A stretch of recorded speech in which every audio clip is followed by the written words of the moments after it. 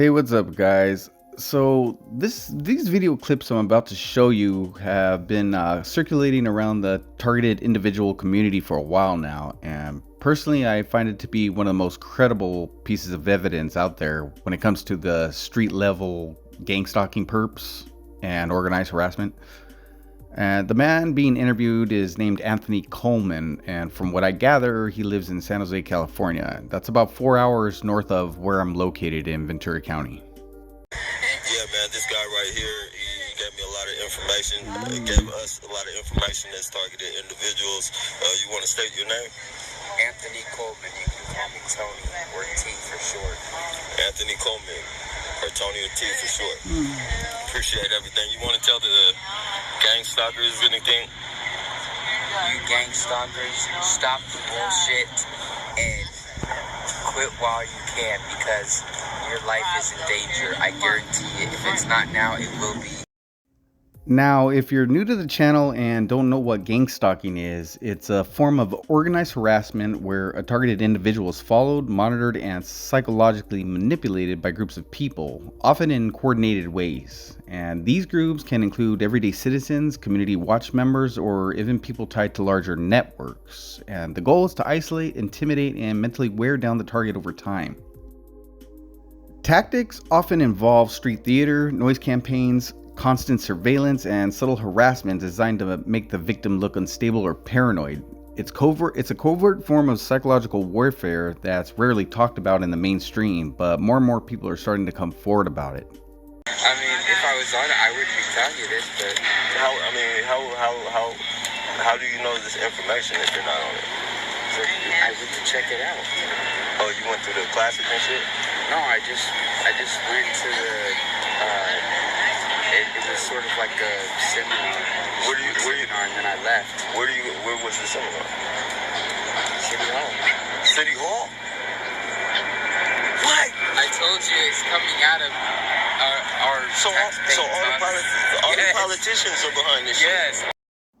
Now, a lot of people in the comment sections of other YouTube videos claim that he's lying about his experience, especially about the city of San Jose orchestrating this program through citizen patrol groups. But seriously ask yourself, why would someone just make up something like this? He's not claiming to be a gang stalker himself. What he's saying is that he attended a seminar hosted by the city just to see what the program was about, and that's how he got the inside information. Yeah, that's pretty fucked up though, man. Yeah, I mean, it's basically like highway patrol, except it's street. They're just on the streets and they don't have cars. That's the only difference. And you don't have to have a license. And as long as you don't have any felonies or anything like that, you can work for him. No, there's gang stalkers with felonies, aren't there? I don't think so. I never heard of any. I mean, there's probably some that used to be on parole that just got their record expunged. How long did it take for you to be in the program before they asked you if you wanted to be a part of it? 6 months. Alright, so in this last clip, Anthony mentions that it takes about 6 months before they officially bring someone into the program as a street level gang stalking perp / citizen on patrol. And according to him, this probationary period is used to make sure you're of sound mind, not using drugs, and that you can be trusted to carry out the task. He also says that you can't have any felonies on your record, at least in the version of the program he looked into. Now, of course, it's possible he could be mistaken or misinformed about certain details. This is just what he gathered based on his own research and what he observed firsthand. And let's be real, this is just one group operating in one city. So you're positively sure that it's the city of San Jose that pays you?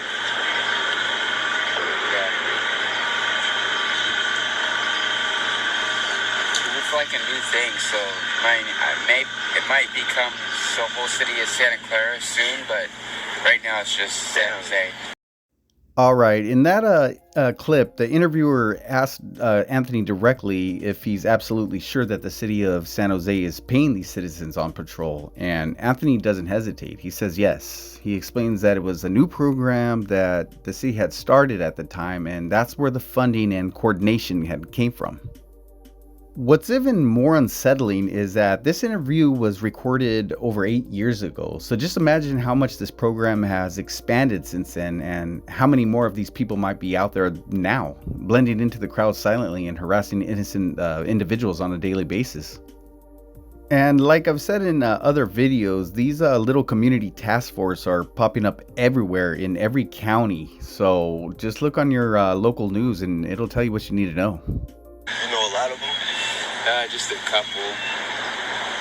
Fuck, man. Most of them already have their own place right now, like Section 8 or Housing 1000s. They give a lot of them housing, right? Yeah.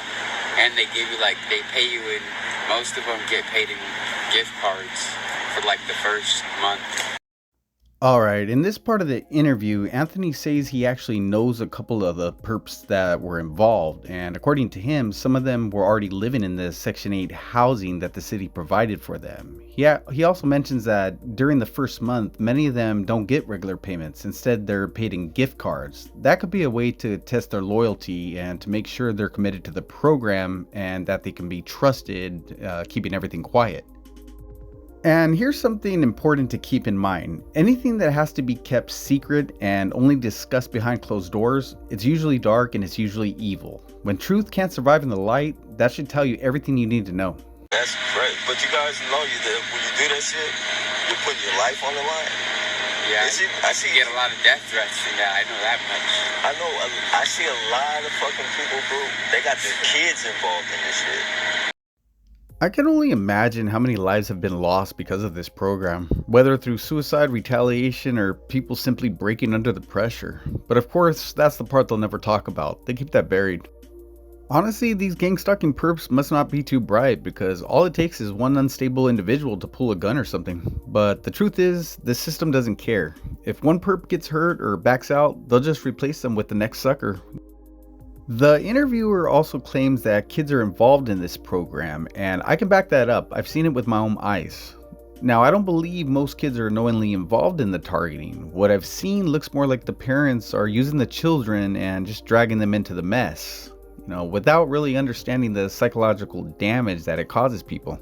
Because you have to sign a paper that says they're not liable for any damages or anything that might happen, like those suicides that were happening. Like those people. So you didn't know about the suicides behind it? I didn't know about the suicides behind it, but I did know that the people that were provoking those people to do it, the ones on the patrol thing, they had signed a contract saying that basically their bosses have nothing to do with that. Basically. So if they get in trouble for doing it, they get in trouble. Yes. Alright, so in this part, Anthony states that the people involved in the program are required to sign a non-disclosure agreement, which states that the city can't be held liable for anything that happens as a result of their involvement. And honestly, that makes perfect sense. They know this kind of psychological warfare is going to cause problems. They know it can push people to the edge, so they put legal distance between themselves and the damage being done. Anthony also makes a chilling statement. He says he knows for a fact that people have been provoked into committing suicide because of this program. That's not just speculation, that's something he believes they've deliberately caused. And let's be real, that kind of blood doesn't just wash off. That's on their hands in the eyes of God.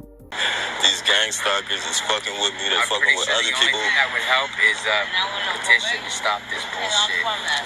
If every homeless person, even every non-homeless person that was tired of this shit could sign a petition, this whole city patrol thing wouldn't even be in existence. Can you do me a favor? Yeah. Hey, you guys, this is like a hero right here. I wouldn't go too far with it, but this guy's a hero. They offered him a job, the gang stalkers.